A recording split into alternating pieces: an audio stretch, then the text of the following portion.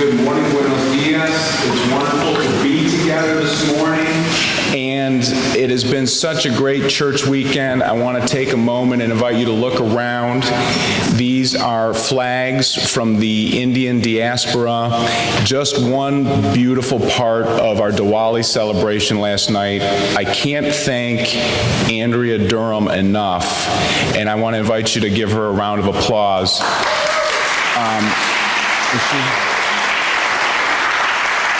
Andrea gives amazing love, dedication, and generosity with so many people to make Diwali happen, which was in this sanctuary last night. Today, we welcome Mariachi Flores to the sanctuary, and we're so honored to have these beautiful, talented musicians, all of them here today. It's a special service for us. It's a more casual service where folks can move around. There are seats in the front for children and on the ground, and anybody can come back and forth and move as you wish at any time. It's wonderful to watch up front them play, and these musicians play their instruments and sing, so please move as you wish. It is not a worship service to feel confined to your pew number.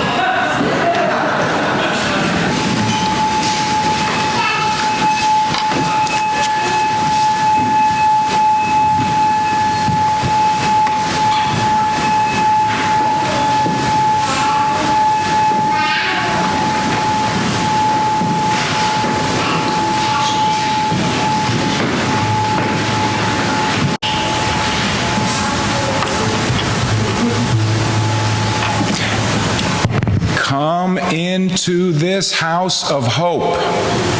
Entren en esta casa de esperanza. At this sacred time, we remember those whose feet are stilled and who laugh with us no more. En esta hora sagrada recordamos a quienes sus pies están en descanso y no se ríen más con nosotros. Empanadas, pan de muertos, tamales, calaveras de azúcar, cempasúchil, velas, visitando los abuelos en el Camposanto. Mariachis tocando la guitarra y cantando. Esta es una celebración muy importante, el Día de los Muertos.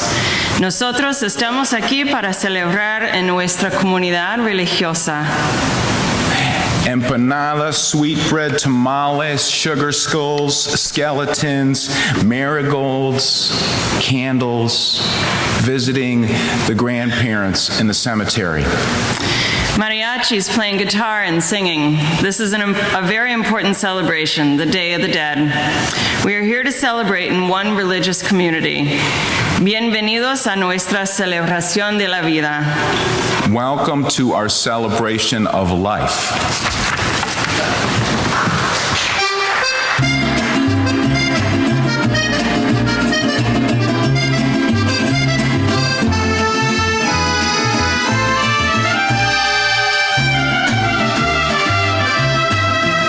Una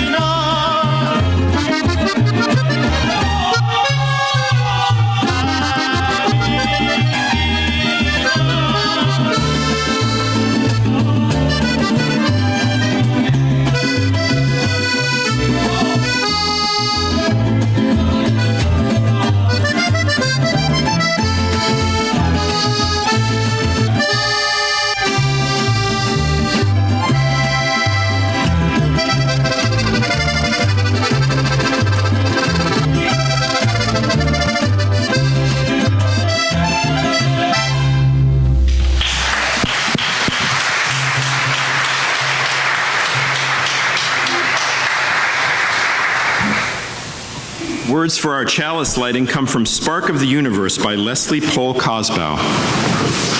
Flame of fire, spark of the universe that warmed our ancestral hearth, agent of life and death, symbol of truth and freedom. We strive to understand ourselves and our earthly home. I will now light the chalice as a symbol of our beloved community.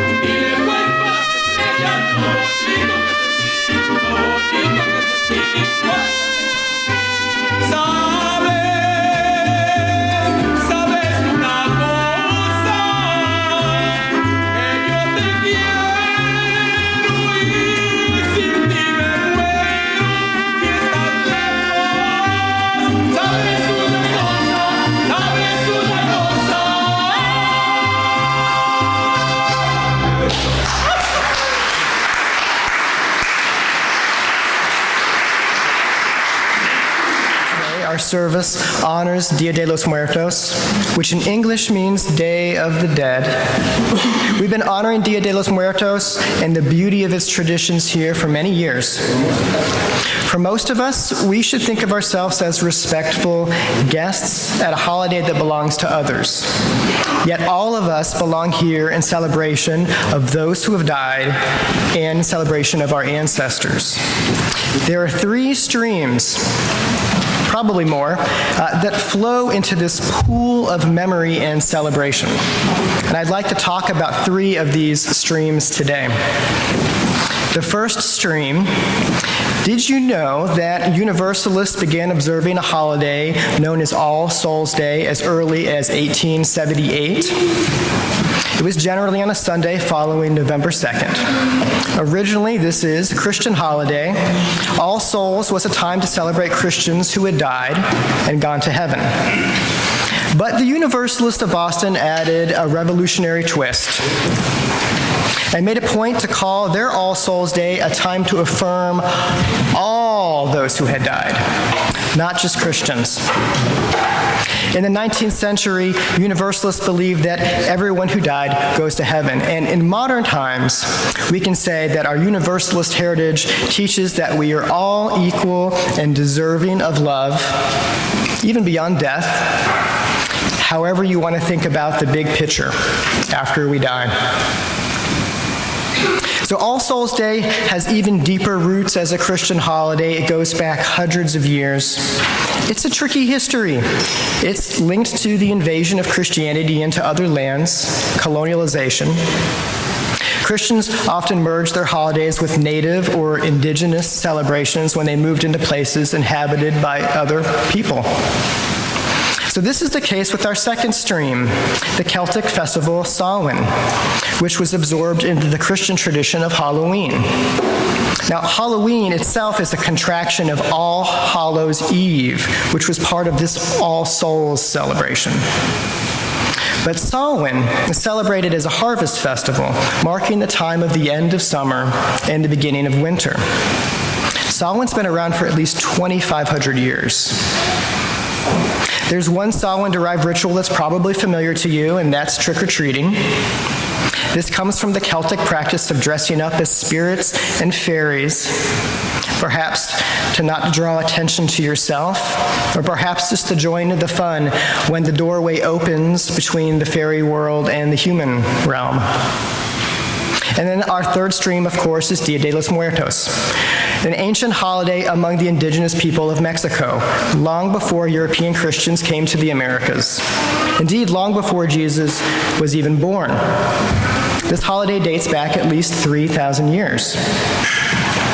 Many native tribes celebrated this holiday in midsummer as a way to honor their ancestors. And when European Christians came to southern Mexico, they moved the date of the festival to coincide with All Souls Day. Luckily, in this case, many of the traditions originally associated with this native holiday remain intact.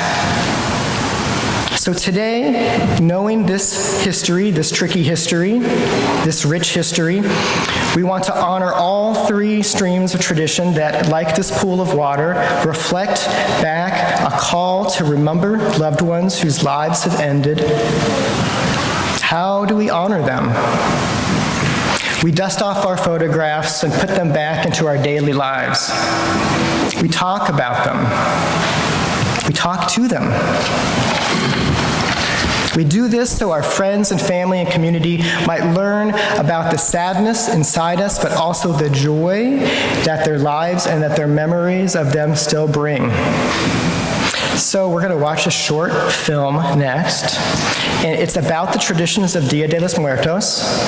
The film follows an extraordinary experience of someone who's grieving the death of her mother, a mother who died much too young. And so to balance her sadness, the girl discovers the joy of remembrance and the rituals that allow us to make time to remember. That's the heart of Dia de los Muertos, as well as all the streams mentioned here today.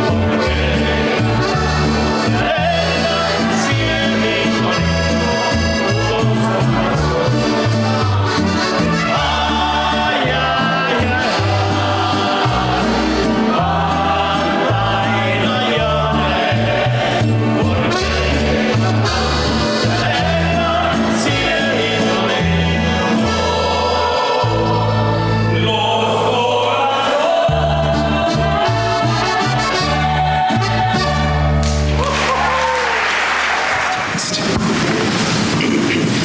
We come together today to honor the universal community of seekers to which we all belong.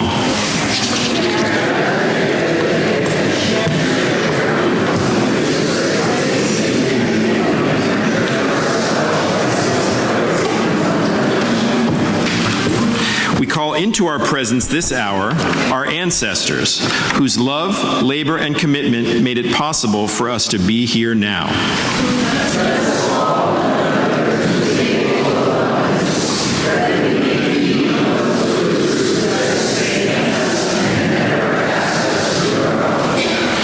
Let us open to this moment with hearts that have no borders.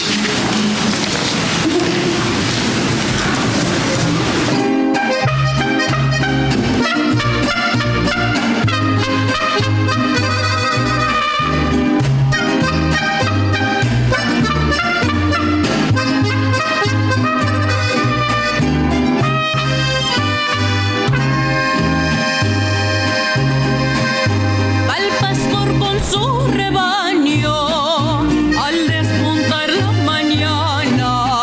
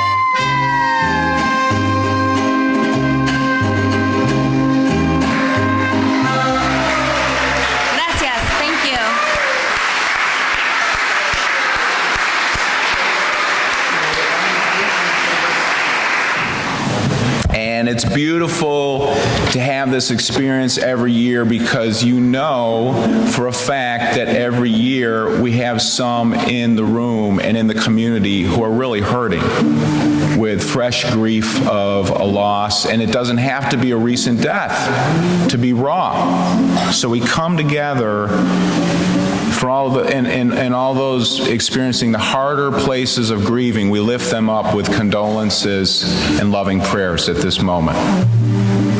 And for 15 years, the congregation here has been celebrating Day of the Dead. Amongst many blessings, the holiday creates space for us to explore beliefs about what happens after we die. And Universalist preacher, I love this, Unitarian Universalist preacher Forrest Church said, human beings have religion because we are alive and we know we're going to die. Many of our Unitarian Universalist ancestors, as Ryan was talking about, believe strongly in an afterlife. And it's a bit ironic for a non-dogmatic faith to know that Universalism itself comes from a theological tenet, that universal salvation was there for all people in a literal afterlife. It goes back to 3rd century. Some people don't know about Unitarian Universalism. We're very small, and but so they wonder: is it a new religion that was recently established, you know, in Northern California or something? And but origin, 1967, Northern California? No. Origen was a 3rd century Roman theologian who believed and articulated very strongly, all people go to heaven. And Universalism arrived to North America with force in the late 1770s. Do we have McKinley up here?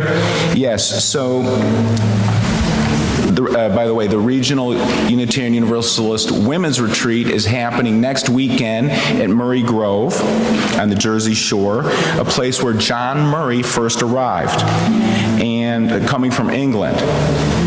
And above me, you can see a picture of Reverend McKinley Sims, who serves at Restoration, was a student minister here. McKinley is dressed as John Murray at a recent historic involvement, and Richard Speck is John Potter, the farmer who received him. But Murray came to America preaching this message, which was radical in many communities and many churches. An infinitely loving God will not condemn finite people to an infinite hell. Everybody goes to heaven.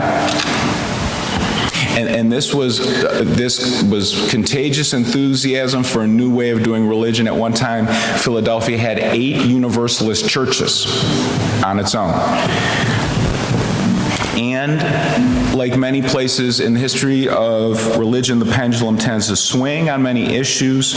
And over the last 100 years, the pendulum swung away from people talking publicly about what happens after we die, which I think was too much of a pendulum swing, because it's a very natural, important thing for us to do together, to come together. What happens after we die?